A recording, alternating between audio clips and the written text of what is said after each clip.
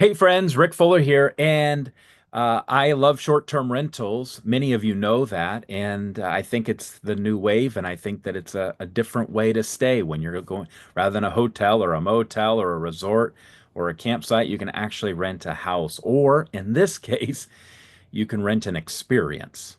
And Airbnb came out with this new functionality.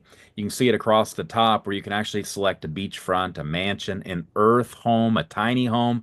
Or here, what I've got on the background is you can actually stay in a tree house. That's right, you can actually go and you can rent a tree house. And if you're thinking about investing in short-term rentals, one thing you ought to know is that it's important that the numbers pencil out. It's a different experience owning short-term rentals than it is a long-term rental. Long-term rental, it's often easy to guess what kind of rental income you might receive. You could look at what others are renting for. But here, instead of renting it for a year at a time, you might rent it for a weekend at a time, like these tree houses. And so understanding what kind of numbers that financials exist on these short-term rentals, whether it's a tree house or a mansion or an earth home or a beachfront or a tiny home, will help you know whether it's a good investment or not.